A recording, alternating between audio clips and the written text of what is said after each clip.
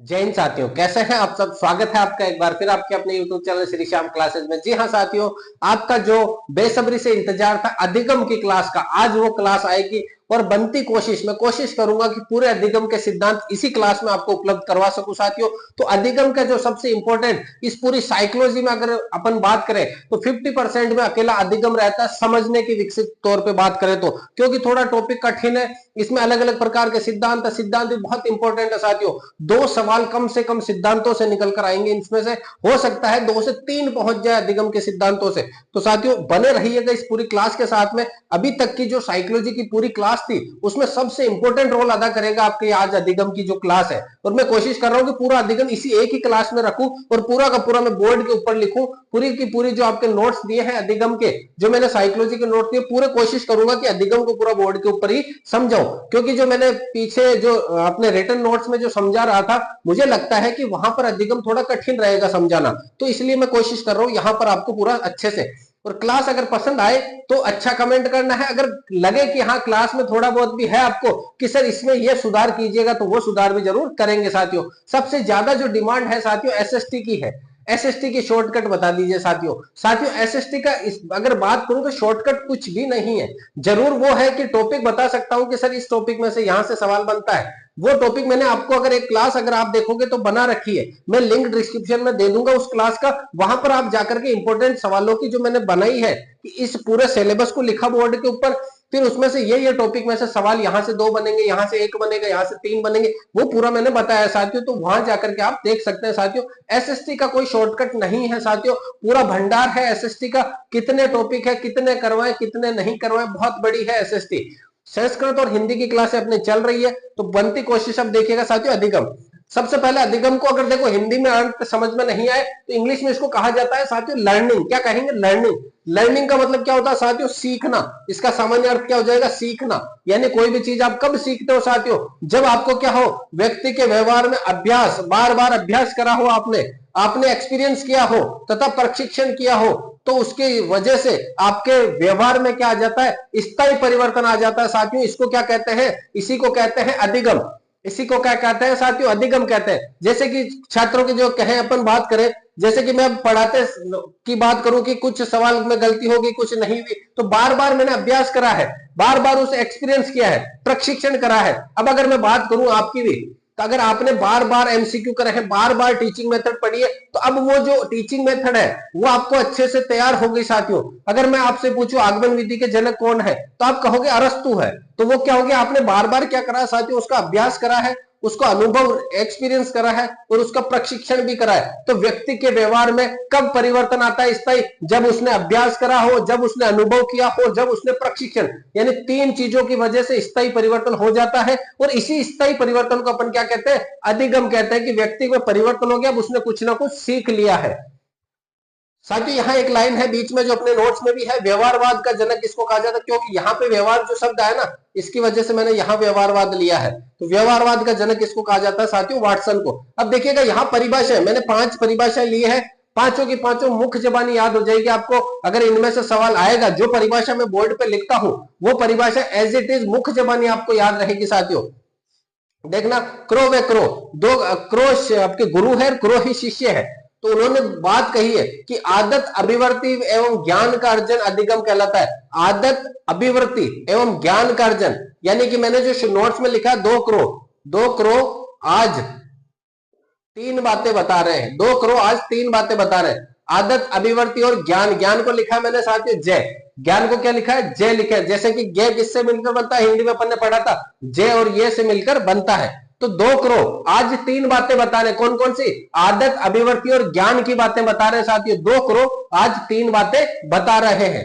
फिर है गिलफोर्ड। साथियों गिलफोर्ड, गिल्ला जी के व्यवहार के कारण मेरे व्यवहार में परिवर्तन आ गया। गिल्ला जी के व्यवहार के कारण व्यवहार में स्थायी परिवर्तन आता है। गिल्ला जी मतलब आपके जो मान के चलो क्लासमेट है जिसका सरनेम गिल्ला है। गिल नहीं, गिल तो शुभमन गिल नहीं, गिल्ला भी सरनेम होता है साथियों। तो अगर आपने नोट्स में देखा होगा मैंने नाम लिख रखा है, नाम राम नारायण गिल्ला। मेरा जो क्लासमेट था उसी की वजह से मैंने याद रखा कि उनका व्यवहार बहुत अच्छा था, उनके व्यवहार के कारण मेरा व्यवहार बदल गया। तो व्यवहार के कारण, व्यवहार में परिवर्तन ही किसने परिभाषा दी है? गिलफोर्ड ने दी है साथियों। वुडवर्थ, साथियों मैंने पहले भी 2-3 बार बताया है कि जब भी वुडवर्थ की परिभाषा हो तो उसमें वुडवर्थ दो वे आते हैं, तो उसकी हर परिभाषा में दो शब्द एक जैसे मिलेंगे आपको। तो यहाँ पे भी देखो, नवीन ज्ञान एवं नवीन प्रक्रियाओं का अर्जन ही क्या है? अधिगम है। नवीन ज्ञान, नया ज्ञान लिया, और नवीन प्रक्रिया, नए नए कार्य करे आपने, वही क्या है? अधिगम कहलाएगा। नवीन एवं नवीन साथियों, वुडवर्थ में हमेशा दो नाम आएंगे। स्किनर, व्यवहार में उत्तरोत्तर परिवर्तन। व्यवहार में उत्तरोत्तर का मतलब हो गया लगातार वृद्धि हो रही है परिवर्तन में। व्यवहार में उत्तरोत्तर यानी लगातार वृद्धि। अनुकूलन यानी आपके पॉजिटिव थिंकिंग।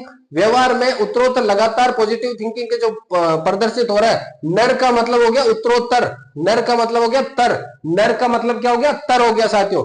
गेट्स, गेट्स क्या कहता है कि प्रशिक्षण और अनुभव के कारण व्यवहार में आया परिवर्तन ही क्या कहलाएगा? अधिगम कहलाएगा। प्रशिक्षण और अनुभव के कारण व्यवहार में आया परिवर्तन। आप स्कूल के जैसे कि मैंने लिख रखा है नोट्स में कि आप स्कूल के गेट्स के अंदर प्रवेश करते हो तो वहां क्या होता है? प्रशिक्षण और अनुभव के कारण आपके व्यवहार में क्या आ जाता है? परिवर्तन। जैसे ही स्कूल के गेट में घुसे, आपने प्रशिक्षण लिया, आपने एक्सपीरियंस किया, उसकी वजह से आपके व्यवहार में क्या हो गया? परिवर्तन हो गया साथियों। गेट्स ये बात कहता है।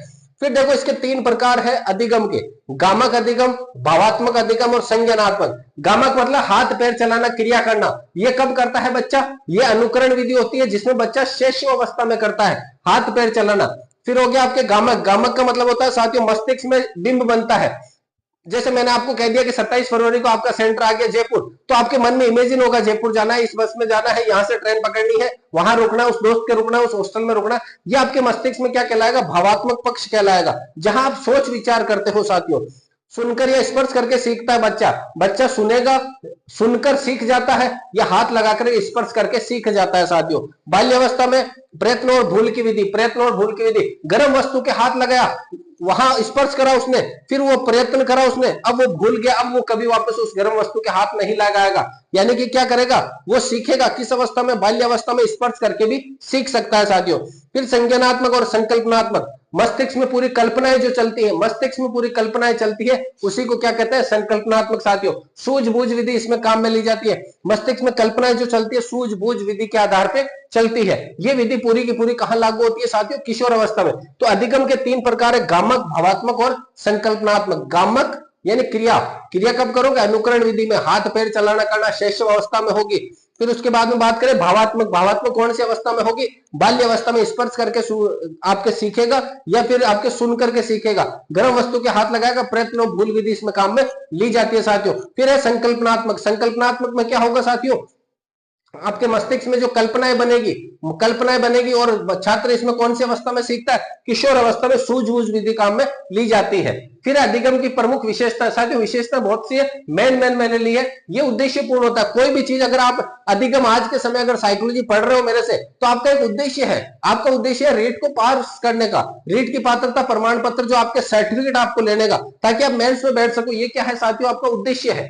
जीवन पर्यंत चलने अधिगम, आप चाहे बुढ़ापे में हो, चाहे मतलब अभी किशोर अवस्था में हो, चाहे 20 साल हो, 40 साल, लगातार सीखते जाओगे। सीखना कभी बंद नहीं होता है व्यक्ति का। यानी अधिगम जीवन पर्यंत चलने वाली प्रक्रिया है। आप बुढ़ापे में भी सीखते रहोगे साथियों।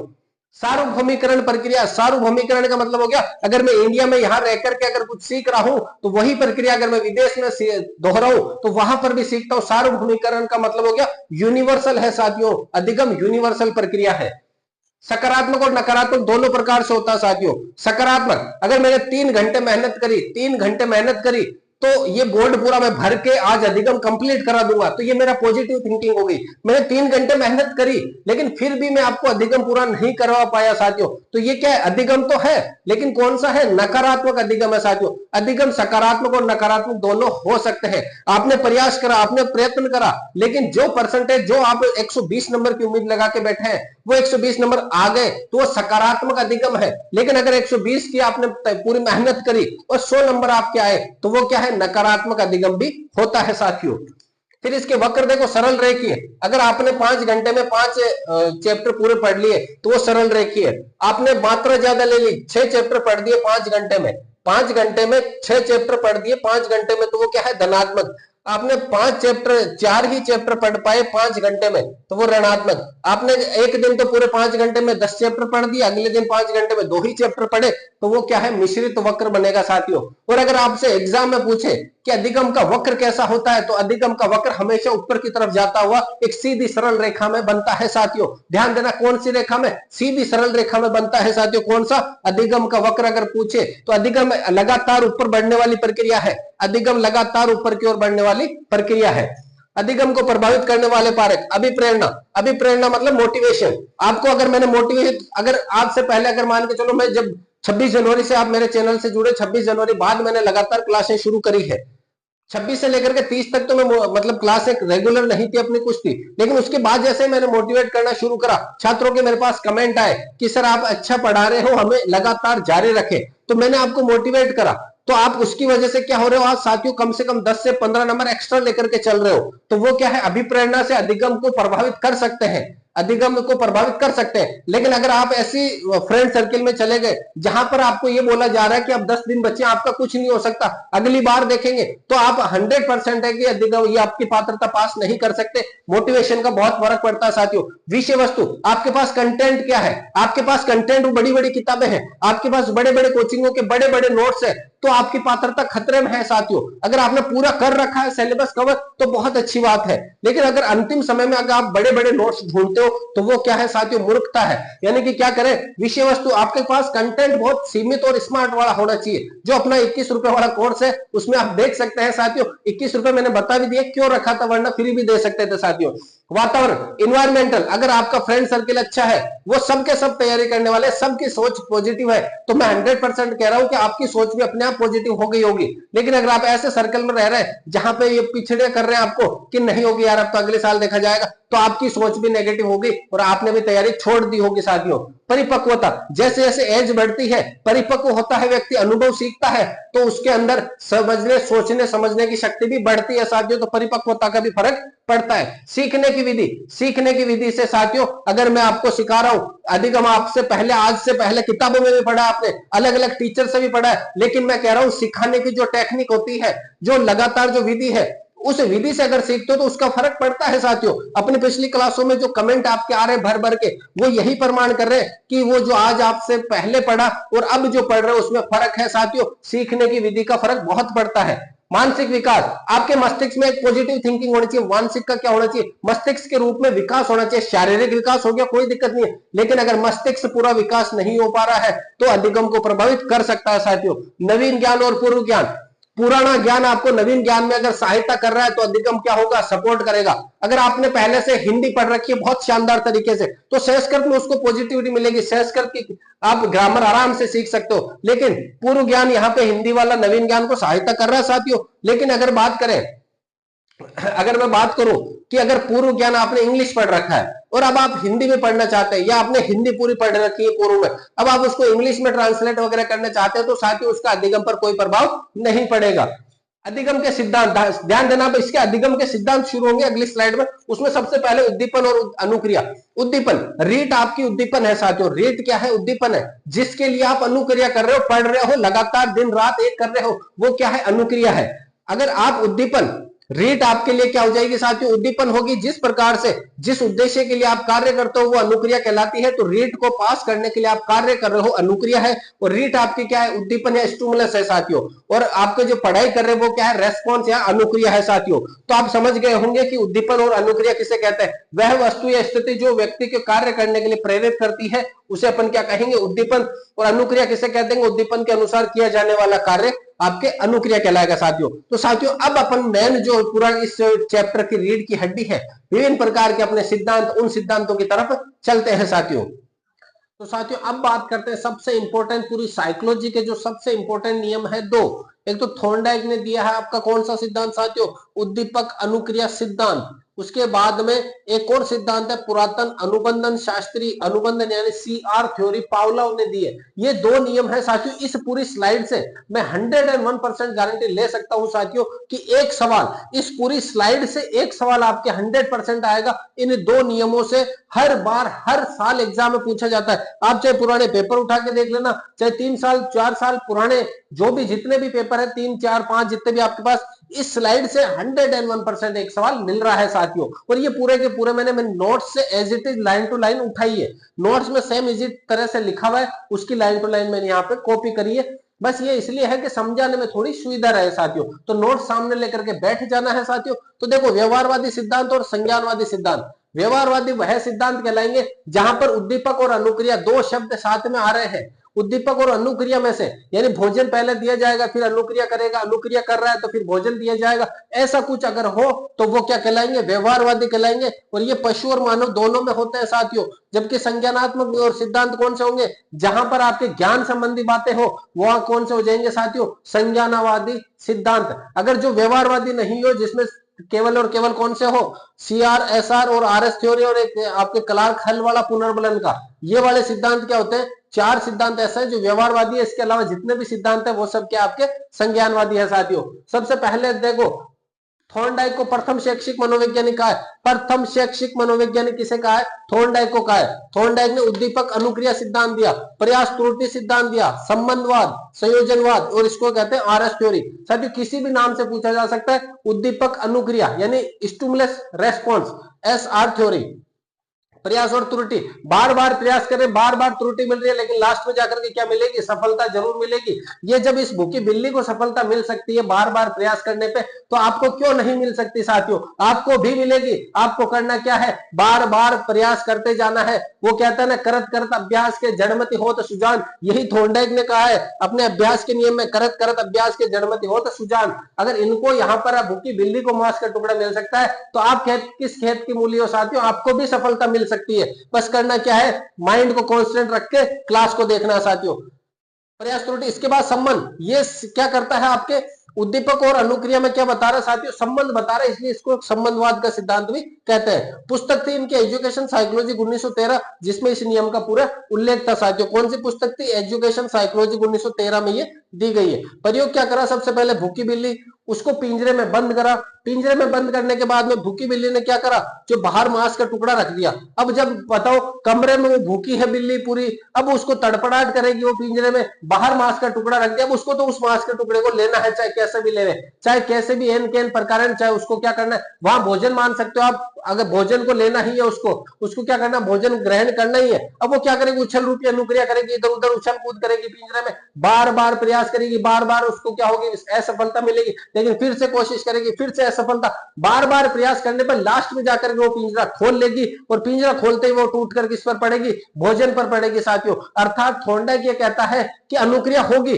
लेकिन अनुक्रिया हमेशा तब होगी जब आपके सामने पहले उद्दीपक हो, आपके पास टारगेट हो, तो ही अनुक्रिया करोगे। यानी अगर मैं बात करूं अपने लेवल पे, तो साथियों ये नियम आपके लिए नहीं है, क्योंकि आपको अगर टारगेट है या नहीं है, पढ़ाई करते जाना है। अगर मेंस आए नहीं आए, कब आए क्या हो, लेकिन आपको ये नहीं कि मेंस आएगी तब देखी जाएगी, टारगेट भोजन मिलेगा तो अपन अनुक्रिया करेंगे, नहीं साथियों। आपको क्या करना है, आरएस थ्योरी अपनानी है। आपको क्या करना है, आरएस थ्योरी अपनानी है। अनुक्रिया करते जाना है, करते जाना है, करते जाना है, भोजन अपने आप मिलेगा। आपको क्या करना है, आपको आरएस थ्योरी अपनानी है, जो आगे अपन पढ़ेंगे साथियों। तो देखो, प्रयास त्रुटि करी, उचित प्रयत्नों का चुनाव करा, दरवाजा खोला, भोजन प्राप्त करा। अर्थात सीखने के लिए उद्दीपक का होना जरूरी नहीं है, सीखने के लिए उद्दीपक का होना जरूरी है साथियों। सीखने के लिए उद्दीपक का होना जरूरी है साथियों। यहाँ पे तीन मुख्य गुण बताए, आपके तीन मुख्य गुण बताए इसके, ये भी इंपॉर्टेंट है साथियों। कई बार एग्जाम में पूछा गया कि थॉर्नडाइक के मुख्य नियम कौन से हैं। पहला है आपके तत्परता का नियम। तत्परता का मतलब है, आप में अगर रुचि नहीं है रीट पास करने की, और आपको मैं पढ़ाने की बहुत कोशिश कर रहा हूं आप में, लेकिन आप में रुचि नहीं है, आपके अंदर क्या नहीं है साथियों, तत्परता ही नहीं है, अधिगम के लिए तत्परता नहीं है। मैं आपको पूरी किताबें ला करके दे दूं, सब कुछ दे दूं, शॉर्ट नोट्स दे दी, शॉर्ट क्लास दे दी, लेकिन आपकी रुचि नहीं है, तो अब मैं क्या करूं। तो यानी तत्परता आपके अंदर भी होनी चाहिए, आपके अंदर लगन होनी चाहिए कि सर आज क्लास नहीं आई तो क्यों नहीं आई, हम वेट कर रहे हैं आपका। जो मैसेज आपके आते हैं ना, इसका मतलब है जो छात्र तत्पर है ना कि सर हमें संस्कृत की क्लास प्रॉपर चाहिए, सर हमें हिंदी की क्लास प्रॉपर चाहिए, तो साथियों इतना सा बताओ कि जितना मुझे आता है संस्कृत में, वो क्लास मैंने डाल दी है। एक दो क्लास ऐसी और है जिसके ऊपर मैं क्लास लेकर के आ सकता हूँ साथियों, जैसे वचन हो गया, प्रश्न निर्माण करना हो गया, सरल सरल टॉपिक। अब आप कह रहे हो सर धातुएं करो, राम रामो रामा, रामम रामो रामाभ्याम वगैरह वाली करो, तो साथियों बहुत सारी है, 100 के लगभग धातुएं हैं। कितनी करवाए आपको, आपके पढ़ती पटत पटंती, पटसी पटत पटत, पटामी पटाव पटाव, ये भी है, लेकिन अपने को लेवल में वही देखना है जो आपके लेवल का है। कारक में जरूर पढ़ा दूंगा, संयुक्त प्रधान अर्थ वाले आपके द्वितीय विभक्ति कहां लगेगी, तृतीय कहां लगेगी, वो मैं पढ़ा दूंगा साथियों। तो कुछ एक चीजें पढ़ा सकता हूं, लेकिन आपका तत्पर होना जरूरी है। ये थोड़े का नियम आपके लगना जरूरी है, वरना मैं आपको चाहे रीड का सिलेबस, शॉर्ट क्लास सब कुछ दे दूं, आपका तत्पर ही नहीं हो तो फिर क्या मतलब रहेगा साथियों। इसी का एक उपनियम है रुचि का नियम, आप में रुचि है तो ही बात बनेगी। दूसरा नियम है साथियों अभ्यास का नियम, बार बार दोहराने पर कार्य याद हो जाएगा। अब मैंने आपको शॉर्ट नोट दे दिया, आपने शॉर्ट क्लास ले ली, अब एक ही क्लास को अगर आप 4-4 5-5 बार देख रहे हो, सुबह उठे आपने एनसीएफ खोल लिया और सुबह उसके बाद में शाम होते होते आपने आरटी 2009 पढ़ ली, तो साथियों 2-3 बार पढ़ने पर याद 100% होगी, मुख्य जबानी हो जाएगी साथियों, मुख्य जबानी हो जाएगी कि आपके प्राइमरी टीचर के साल के अंदर कितने दिन स्कूल जाना है, कितने घंटे स्कूल जाना है, शिक्षक छात्र अनुपात क्या होगा, हर एक सवाल आपके मुख्य जबानी होगा। लेकिन करना क्या साथियों, अभ्यास करना है आपको, करत करत अभ्यास के जड़ मत हो तो सुजान। उपनियम दिए उपयोग और अनुपयोग के।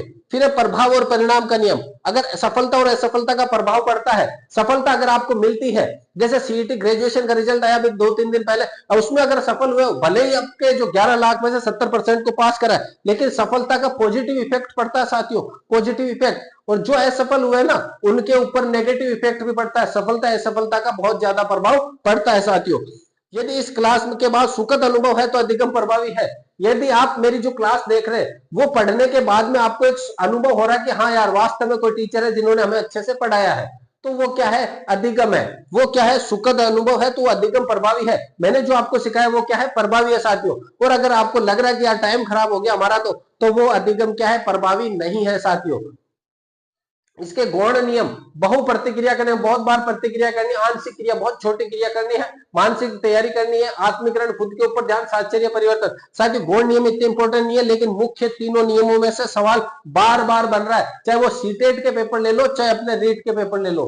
अब देखो साथियों, एसआर थ्योरी का शैक्षिक महत्व मंद बुद्धि छात्रों के लिए बहुत ज्यादा जरूरी है, निम्न कक्षाओं के लिए बहुत ज्यादा जरूरी है, निरंतर अभ्यास का महत्व ये बताती है साथियों। तो देखो थॉर्नडाइक का छोटा सा नियम है, भूखी बिल्ली पर प्रयोग करा, भूखी बिल्ली को किसमें रखा, पिंजरे में रखा, बाहर क्या रख दिया इन्होंने, भोजन रखा। भूखी बिल्ली को भोजन दिख रहा है और वो भूखी है, वो बार बार प्रयास करेगी, बार बार असफल होगी, बार बार प्रयास करेगी, बार बार असफल होगी, लेकिन कभी ना कभी वो जैसे ही सफल हुई उसने टूट के भोजन के ऊपर अटैक किया और उसे भोजन मिल गया। अर्थात सीखने के लिए जो भी आप अनुक्रिया करोगे पहले उद्दीपक का होना जरूरी है, ये थॉर्नडाइक कहता है। लेकिन मैं इस नियम से सहमत हूं, मैं आपके आरएस नियम से सहमत हूं कि अनुक्रिया करते जाओ आपको सफलता जरूर मिलेगी साथियों। इसके बाद में इसके 3 मुख्य नियम है, तत्परता का नियम, तत्परता के बाद में आता है आपके अभ्यास का नियम, फिर प्रभाव का नियम। तत्परता आपके अंदर होना जरूरी है तभी बात बनेगी, अभ्यास आप करते जाओ, बार बार अभ्यास करोगे सफलता जरूर मिलेगी। प्रभाव, सफलता और असफलता का जरूर प्रभाव पड़ता है साथियों। ये अपने क्या था, शॉर्टकट में थॉर्नडाइक था साथियों। थॉर्नडाइक इतना सा है,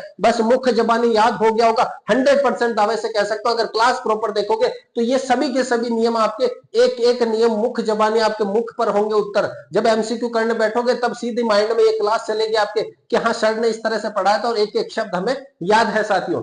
तो पुरातन अनुबंधन, पुरातन यानी पुराना अनुबंधन, अनुबंधन का जनक किसको कहा जाता है साथियों, पावलोव को कहा जाता है। शास्त्रीय अनुबंधन, अनुकूलित अनुक्रिया यानी कि कंडीशनल रेस्पॉन्स, साथियों इसमें ध्यान रखना यूएस किसे कहा जाता है, सीएस किसे कहा जाता है, ये सवाल भी पूछे तो इसको याद रखना, ध्यान रखना। यूसीएस भी कह सकते हो, यूसीएस, यूसीआर भी कह सकते हो, किताबों में सीआर लिखा हुआ है, मैंने शॉर्टकट में लिखा है यूसीआर लिख सकते हो आपको, और यहाँ पे यूसीएस और इसको सीएस लिख सकते हैं आपके साथियों। देखो अब अनकंडीशनल, अनकंडीशनल का मतलब हो गया अनानुबंधित, कोई वो नहीं है। सबसे पहले अनुबंधन से पूर्व मैं गया, मैंने कुत्ते को भोजन दिया, आपको जैसे कुत्ते को बांध लिया मैंने घर के बाहर, मैंने कुत्ते को भोजन दिया, कुत्ते ने क्या करा, भोजन देखते लार टपका दी, भोजन देखते क्या करा, लार टपका दी। यानी कि जैसे ही उद्दीपक, स्वाभाविक उद्दीपक दिया उसको, अनकंडीशनल, कोई कंडीशन नहीं है उसके ऊपर, तो उसने भी क्या करा, स्वाभाविक क्रिया करी, लार के रूप में उसने भी अनकंडीशनल रेस्पॉन्स दिया है,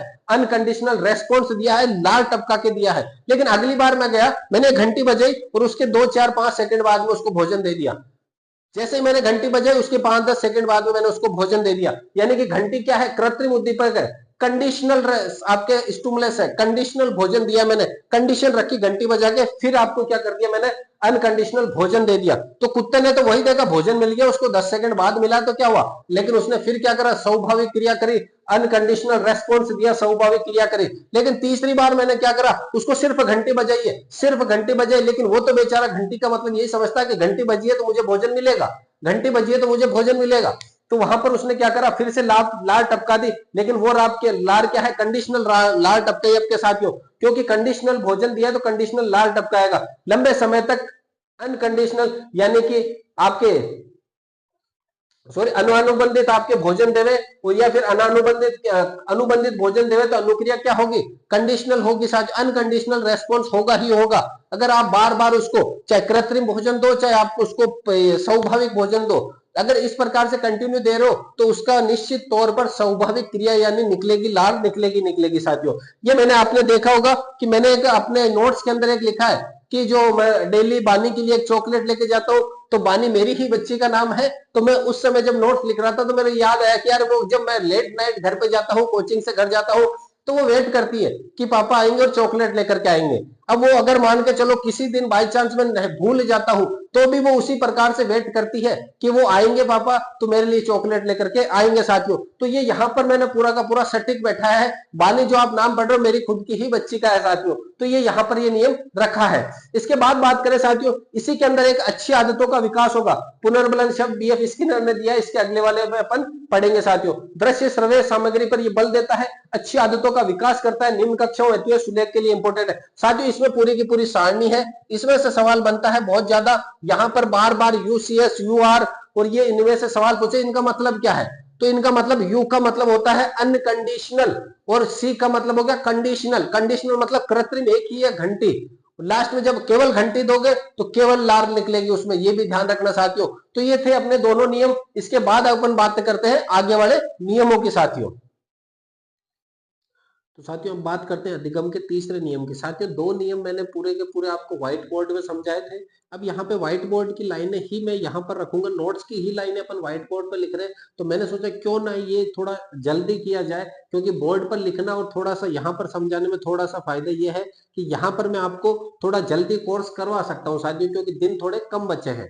तो साथियों क्रिया प्रसूतता नियम, अनुबंधन का सिद्धांत या अनुक्रिया उद्दीपन। यहाँ अनुक्रिया उद्दीपन का मतलब है पहले अनुक्रिया होगी बाद में क्या होगा, उद्दीपन, यानी पहले रेस्पॉन्स होगा अनुक्रिया, फिर बाद में स्टिमुलस यानी उद्दीपक होगा। तो क्रिया पहले होती है, इसी को क्रिया प्रसूत कहते हैं। संभावित पुनर्बलन का सिद्धांत भी कहते हैं साथियों। इसके प्रवर्तक है बीएफ स्किनर। कौन है प्रवर्तक, बीएफ स्किनर। इसी को पहले अनुक्रिया बाद में उद्दीपक होता है साथियों, ये अपन को बता रखा है। अब देखो साथियों सबसे पहले 1938 में एक चूहे को बिना रोशनी के बॉक्स में रखा गया। उसने क्या करा, बिना उछल रूपी क्रिया, यहाँ पर बिल्ली वाले में जो था साथियों, वहां पर आपको भोजन दिखाया गया था बिल्ली को खुले पिंजरे से रख करके। यहाँ पे क्या करा, बिना रोशनी वाले यानी कि बिल्कुल एकदम डार्क है जो चूहा का बॉक्स, उसमें रखा। तो चूहे ने क्या करी, उछल रूपी अनुक्रिया करी। पहले उसको भोजन से कोई मतलब नहीं है, जब अनुक्रिया करी तो उसे भोजन मिल गया, अर्थात उसे पुनर्बलन मिला। वापस क्या मिला है, उसको कॉन्फिडेंस आया, बिल्ड हुआ है। पुनर्बलन यानी कि उसको क्या मिला है, वापस जो एक्स्ट्रा मिला है बल, उसके द्वारा उसने अनुक्रिया करी और फिर भोजन प्राप्त करा। उसने सीख लिया कि अनुक्रिया करूंगा तो भोजन मिलेगा। उसने सीखा क्या है साथियों, रेस्पॉन्स करूंगा तो मुझे स्टिमुलस भोजन मिलेगा। इसीलिए इस सिद्धांत को क्या कहा गया साथियों, आरएस सिद्धांत भी कहा गया है। अब आगे देखिए 1943 में आपके स्किनर ने कबूतर के ऊपर प्रयोग करा, कबूतर को गोल्ड रिंग में बंद करा और चक्कर लगाने रूपी उसने क्या करी, अनुक्रिया। मतलब इस तरह से कबूतर को गोल्ड रिंगों वाले एक बंद कर दिया, तो कबूतर ने क्या करा, बार बार रिंगों के अंदर वो जब चक्कर लगाता गया तो उसने क्या सीखा कि मैं चक्कर लगाते जाऊंगा, अनुक्रिया करूंगा तो मुझे भोजन मिल सकता है। और जैसे भोजन मिला उसको पुनर्बलन मिल गया। तो ध्यान रखना पुनर्बलन का जनक किसे कहा जाता है, आपके पुनर्बलन का जनक बीएफ स्किनर को कहते हैं। क्योंकि जैसे ही उनको अनुक्रिया रेस्पॉन्स करा, उससे इनको क्या मिला, स्टिमुलस मिला, फिर वो उसी से क्या मिल जाएगा, जैसे भोजन मिला उनको वापस एनर्जी मिल गई, पुनर्बलन मिल गया है साथियों। फिर है उद्दीपन। उद्दीपन की अगर बात करें तो उद्दीपन किसे कहा है, ज्ञात से अज्ञात की ओर ले जाने की जो प्रक्रिया है वही उद्दीपन है। ज्ञात उद्दीपन से फिर ज्ञात से अज्ञात अनुक्रिया करनी पड़ती है। चूहों के प्रयोग द्वारा स्किनर ने शिक्षा के क्षेत्र में सर्वप्रथम पुनर्बलन का प्रयोग किया है साथियों, इसीलिए इनको क्या कहा जाता है, पुनर्बलन का जनक कहा जाता है। कबूतरों को शिक्षा के क्षेत्र में सर्वप्रथम अभिकर्मित अनुदेशन, स्वाध्याय बिना टीचर के, ध्यान देना ये सबसे इंपॉर्टेंट है कि आगे आपके क्राउडर अभिकर्मित अनुदेशन भी आएगा, रेखीय अभिकर्मित अनुदेशन भी आएगा साथियों। यह एक ऐसी व्यवस्था है जिसमें बालक शिक्षक के सहायता के बिना स्वयं अध्ययन करता है, स्वाध्याय करता है। जो आप अभी कर रहे हो ना लाइब्रेरी में बैठ करके, वो क्या है? अभिकर्मित अनुदेशन है साथियों। वो क्या है? अभिकर्मित अनुदेशन। और क्रिया प्रसूत का मतलब क्या होता है? ऐसी अनुक्रिया जिसका संबंध उद्दीपक से नहीं होता है। क्रिया पहले करनी पड़ती है, पहले क्रिया होगी, बाद में क्या होगा? आपके उद्दीपक होगा। इस पूरी आरएस थ्योरी का महत्व क्या है साथियों, वो जानिए। यह सिद्धांत करके सीखने पर समर्थन करता है। किसका समर्थन करता है? करके सीखने पर। अर्थात आप पहले अनुक्रिया रेस्पॉन्स दो, तब आपको आगे की जाकर के फल मिलेगा। और मैं खुद इस समर्थक करता हूं इस नियम का, कि आपके चाहे भर्ती आगे आए नहीं आए, मेंस कब हो कब नहीं हो, आपको जैसे ही पात्रता दो उसके साथ में क्या लग जाना साथियों? अनुक्रिया करना शुरू कर देना है। उच्च स्तर व निम्न स्तर दोनों के लिए उपयोगी है। बाकी जो अभी पीछे वाले दोनों नियम पढ़े अपने पावलोव का और थॉर्नडाइक का, वो दोनों नियम किस पर थे साथियों? निम्न कक्षाओं के। पुनर्बलन के प्रयोग पर बल देता है, शिक्षक के बिना अधिगम पर बल देता है। अभिकर्मित अनुदेशन बताया इन्होंने, अर्थात स्वाध्याय भी कर सकते हो, टीचर की जरूरत नहीं होती। पूर्व ज्ञान नवीन ज्ञान से अधिगम करते हैं, पूर्व ज्ञान का नवीन ज्ञान में फायदा होता है साथियों। तो ये इन्होंने क्या बताया साथियों, यहाँ पर नियम दिए हैं।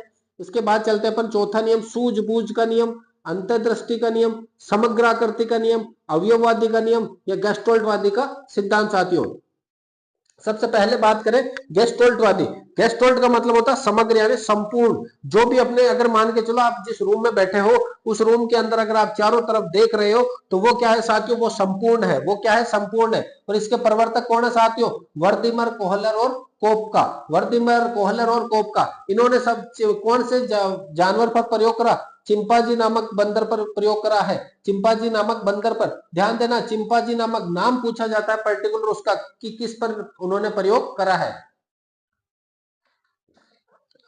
तो साथियों देखो, सूझबूझ का मतलब है, अभी मैं बताता हूं आपको। देखो, सर्वप्रथम सुल्तान नामक चिंपांजी पर उन्होंने प्रयोग करा, कमरे में बंद कर दिया उसे, ऊंचाई पर केले टांग दिए। एक ऊंचाई पर जैसे केले टाके, तो चिंपांजी ने क्या करा? समग्र आकृति का निरीक्षण करा। समग्र मतलब पूरे कमरे को देखा अच्छे से। उसके बाद में अपनी सूझबूझ का प्रयोग करा और बॉक्स के ऊपर बॉक्स रख करके केले प्राप्त कर लिए। क्या करा? एक बॉक्स लिया, उस बॉक्स के ऊपर एक और बॉक्स रखा और उसके ऊपर खुद चढ़ गए और यहां से केले उन्होंने प्राप्त कर लिए साथियों। ये पहला इन्होंने नियम दिया था। अर्थात सूझबूझ का, समग्र आकृति का करा है इन्होंने, इसलिए इसको सूझबूझ का सिद्धांत भी कहते हैं। और क्या कहते हैं? समग्र आकृति का भी सिद्धांत कहते हैं। आगे देखिए, सुल्तान नामक को कमरे में बंद करा, ऊंचाई पर केले टांग दिए। अब की बार क्या करा? बॉक्स पर बॉक्स रख करके केले रख लिए। पहली बार क्या करा? बॉक्स के ऊपर चढ़ा और केले ले लिए। दूसरी बार जब और ऊंचाई पर रखा, तो बॉक्स के ऊपर बॉक्स रख लिया एक और केले प्राप्त कर लिए साथियों। अगली बार इन्होंने क्या करा? सुल्तान को अत्यधिक ऊंचाई पर जब केले रख दिए, तो उसने दो छड़ियां ली, उन्हें एक जोड़ा। जैसे ये छड़ी ली, फिर उसने क्या करा? एक दूसरी छड़ी ली, इनको यहां से बांध दिया और केले प्राप्त कर लिए, लंबी छड़ी करके प्राप्त कर लिए साथियों। अर्थात इन्होंने क्या करा? अपनी सूझबूझ का परिचय दिया। समग्र यानी पूरे कमरे में देखा चारों ओर से, अवयववादी दिया और अंतर्दृष्टि का भी दिया है साथियों। इसके बाद में देखो, गेस्टोल्टवादियों ने इस प्रयोग द्वारा यह प्रतिपादित किया कि कोई भी व्यक्ति की समस्या के अगर समग्र आकृति का निरीक्षण करता ना, और अचानक उत्पन्न होने वाली अंतर्दृष्टि के द्वारा समस्या के समाधान को प्राप्त करता है साथियों। यहां देखना कि जब यहाँ पर जो भी है, कि आपके भी अगर रीड के अंदर आ रही है कि आपको सर दुविधा हो रही है, मैं क्या करूं क्या नहीं करूं, तो पूरे सिलेबस को समग्र आकृति से देखिएगा। समग्र आकृति, पूरे जो सिलेबस है आपका, उस सिलेबस को समग्र आकृति से देखिए कि क्या क्या चीजें हैं, कौन कौन से टॉपिक है जो मैं कवर कर सकता हूं, कौन कौन से टॉपिक से ज्यादा सवाल आते हैं, अभी तक मैंने कितने टॉपिक कर लिए हैं। इसके आधार पर अगर आप यहाँ तैयारी करते हो साथियों, तो समग्र आकृति का सूझबूझ का परिचय देते हो, तो आप भी गेस्टोल्टवादी बन सकते हो साथियों। अब देखो, यहाँ पे मैंने उदाहरण लिया है कि तीन दोस्त ओमना के गए, जो मैंने लिख रखा कोड वर्ड में साथियों, गाड़ी का एक्सीडेंट हुआ, सूझबूझ का परिचय दिया और अचानक अधिगम एक्सीडेंट को बचाता है। यानी कि जो मैंने मेरा प्रैक्टिकल है वो लिखा है साथियों, जो भी नाम है वो रहने दो। गाड़ी का एक्सीडेंट, सूझबूझ का प्रयोग करा, अचानक से एंड टाइम पे जो आप सूझबूझ का प्रयोग करते हो और वो जो एक्सीडेंट बचाए, वो ही क्या है? गेस्टोल्टवादी है साथियों। अब इसका शैक्षिक महत्व क्या है? इस सिद्धांत से शिक्षा के क्षेत्र में समस्या समाधान विधि किसने दी है साथियों? खोज विधि, आर्म स्ट्रॉन्ग। जिसके आर्म स्ट्रॉन्ग हो गए वही तो खोज करेगा। विश्लेषण विधि, टुकड़े करना। यह सिद्धांत गणित और विज्ञान विधि के लिए बहुत ज्यादा जरूरी है। इस सिद्धांत में मानसिक शक्तियों का क्या होता है? संगठन मिलता है। यह सिद्धांत किशोर अवस्था के लिए उपयोगी है साथियों। यह सिद्धांत बालक को स्वयं खोज करने के लिए क्या करता है? प्रेरित करता है। यांत्रिक तरीकों, रटना, आदत बनाना, इनसे क्या करता है साथियों? इनको कम कर देता है ये। अगला देखो, सामाजिक अधिगम सिद्धांत, ये भी इंपॉर्टेंट है। किसने दिया? अल्बर्ट बांडुरा ने दिया है। सामाजिक सिद्धांत किसने दिया साथियों? अल्बर्ट बांडोरा ने दिया है। बांडोरा के अनुसार कोई भी व्यक्ति समाज में घटित होने वाले सॉरी सॉरी घटनाओं से अनुकरण द्वारा सीखता है। अगर आप समाज में रह रहे हो, समाज में कोई घटनाएं घट रही है साथियों, तो उसके द्वारा अपन क्या करते हैं? जल्दी सीखते हैं साथियों। देखो बांडोरा के अन्य जो प्रयोग है, बोबेडोल स्टडीज और जीवित जोकर, आपसे पूछेंगे जीवित जोकर किसका है साथियों, तो वो किसका है? बांडोरा का है। इस प्रयोग में बच्चों को 5 मिनट की फिल्म दिखाई जाती है। बच्चे रूम में गए, खिलौनों पर आक्रमण करा, बच्चों को शाबाशी दे दी। बच्चे अगर खिलौनों पर आक्रमण कर रहे हैं तो मैंने उनको क्या कर दिया साथियों? शाबाशी दी है। और बच्चे रूम में गए, मैं उन्होंने खिलौनों पर आक्रमण करा, मैंने बच्चों को दंड कर दिया। अर्थात उन्हें पता चल गया कि हमने खिलौनों पर आक्रमण करा इसलिए हमें दंड मिला है। बच्चे रूम में गए, खिलौनों पर आक्रमण करा, मैंने न तो दंड दिया न ही उन्हें इनाम दिया। अर्थात बच्चे समझ गए कि यहाँ कोई लेना देना नहीं है, न तो इनाम मिलने वाला है न ही दंड मिलने वाला है। सामाजिक अधिगम के 4 सोपान बताए इसने साथियों। अवधान अटेंशन, मॉडल को आकर्षित बनाना, यानी आप जो भी काम कर रहे हो उसको क्या बनाओ? आकर्षित बनाओ। धारण, यानी आपको क्या करना है? व्यक्तिगत व्यवहार को ग्रहण करना। धारण का मतलब होता है ग्रहण करना। प्रस्तुतिकरण, सीखे व्यवहार को प्रस्तुत करना। पुनर्बलन, पुनर्बलन का मतलब होता है सकारात्मक या नकारात्मक पुनर्बलन। 2 प्रकार से पुनर्बलन होता है। बांडोरा के अनुसार कक्षा में शिक्षक को बालक के साथ उचित व्यवहार का प्रस्तुतिकरण करना चाहिए। तो आपसे बांडोरा का जब भी पूछे तो बांडोरा ने कौन सा सिद्धांत दिया साथियों? सामाजिक अधिगम सिद्धांत दिया है। अर्थात क्लास के अंदर बच्चों को 5-5 मिनट की फिल्म दिखाई है, शाबाशी दी है, दंड दिया और न दंड दिया नहीं शाबाशी दी है। इसके बाद 4 सोपान इंपॉर्टेंट है साथियों। सबसे पहले अवधान यानी प्रस्तुत करना। धारण यानी कि क्या होता है साथियों? उन्होंने जो ग्रहण करा वो बताना। प्रस्तुतिकरण, जो जो सीखा है उसको प्रस्तुत करना। फिर बाद में उनको क्या देना? पुनर्बलन या रिफ्रेशमेंट देना साथियों। अगला मानवतावादी अधिगम सिद्धांत किसने दिया? मैस्लो ने दिया है। मैस्लो क्या कहता है? कोई भी व्यक्ति 5 आवश्यकताओं के कारण विषय वस्तु का अधिगम करता है। 5 आवश्यकताएं, पहली कौन सी? पहली आपकी शारीरिक अवस्था होती है साथियों। दूसरी आपको सुरक्षा चाहिए साथियों। तीसरी आपको समूह में रहना है। चौथी आपको आत्मसम्मान, खुद का आत्मसम्मान चाहिए। पांचवी आत्मसिद्धि, मोक्ष की प्राप्ति जो होती है लास्ट में, उसी को कहते हैं आत्मसिद्धि। भाई अब मुझे किसी से कोई मतलब नहीं, अब मेरा क्या है? फाइनल रिजल्ट है। तो साथियों सबसे पहले मानवतावादी क्या कहता है? मैस्लो सबसे पहले शरीर की बात करता है, फिर सुरक्षा की बात करता है, फिर समूह की करता है, फिर आत्मसम्मान की, फिर आत्म सिद्धि की करता है साथियों। अगला सिद्धांत क्षेत्र सिद्धांत। ये किसने दिया? कुर्ट लेविन ने दिया साथियों। अपने चारों ओर जिन पॉइंट को हम देखते हैं उन्हें जीवन दायरा कहते हैं, और जिन्हें नहीं देख पाते उन्हें वातावरण कहते हैं। अर्थात व्यक्ति जीवन दायरा व वातावरण का अवलोकन करते हुए सीखता है साथियों।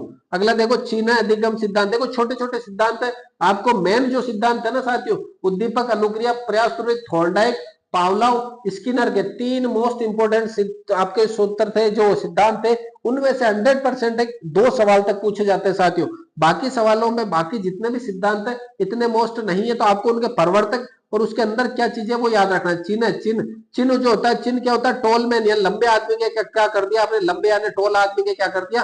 चिन्ह लगा दिया साथियों। अनुभव जन्य अधिगम सिद्धांत, रोजर्स, कार्ल रोजर्स। अनुभव, अनुभव को कहते हैं, आपको क्या कहते हैं? एक्सपीरियंस।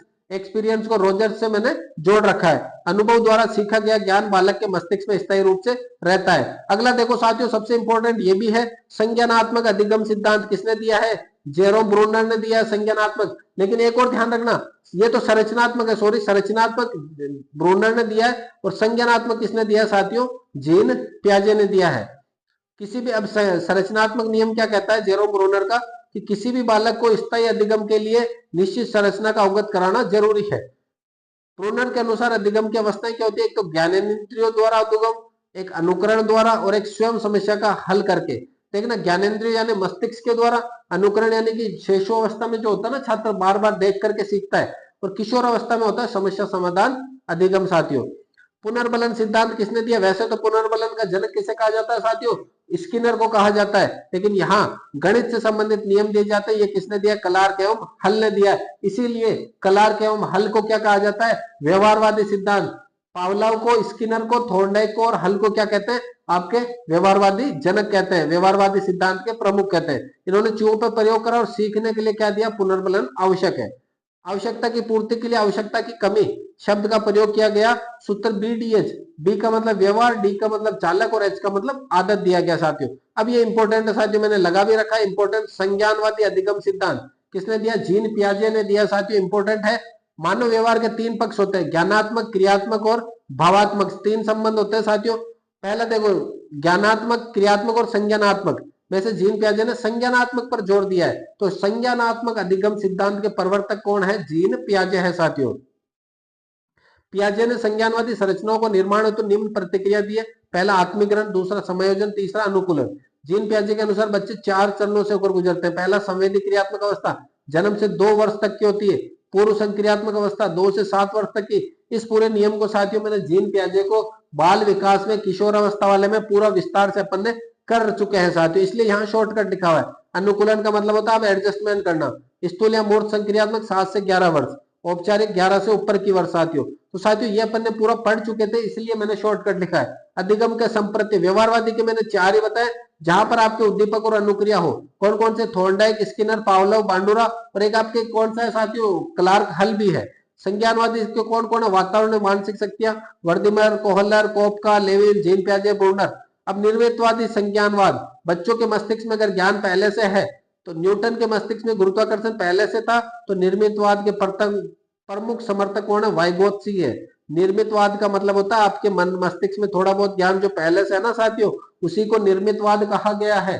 अगर आपके मस्तिष्क में ज्ञान है पहले से, तो अपन उसको क्या कहेंगे? निर्मितवाद कहेंगे साथियों। अब अधिगम का स्थानांतरण सकारात्मक भी हो सकता है, नकारात्मक भी हो सकता है, शून्य भी हो सकता है। पहले सीखा गया ज्ञान अगर नवीन ज्ञान में सहायक है, तो उसको क्या कहेंगे? सकारात्मक। हिंदी भाषा सीखकर आप संस्कृत लेते हो, तो वो क्या है? सकारात्मक साथियों। इसीलिए अभी जो बात कर रहे हैं रेट लेवल में, हिंदी तो कई छात्रों ने पढ़ रखी है, संस्कृत उन्होंने इसलिए लिए कि हिंदी के साथ साथ उनकी संस्कृत भी कवर हो जाए साथियों।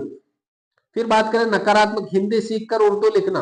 हिंदी सीखकर उर्दू सीखने की कोशिश करते हो तो नकारात्मक प्रभाव पड़ेगा। साइंस पढ़कर आप हिंदी पढ़ना चाहते हो तो न तो उसका कोई फर्क पड़ेगा, नहीं। अब लिखने संबंधी समस्या मैंने यहाँ पर पूरा का पूरा बता दिया था साथियों। लिखना डिस्ग्राफ, ग्राफ नहीं बना पाता है। बोलने संबंधी लेक्सिया, बोलने पढ़ने लिखने डिस्प्रैक्सिया, गणितीय डिस्कैलकुलिया, असामान्य रूप से खाने की जो बीमारी होती है साथियों, खाने की, उसको कहते हैं बुलिमिया। तो साथियों यहां तक अपना पूरा चैप्टर हो चुका अधिगम का। इस अधिगम की क्लास को यही रोकते हैं।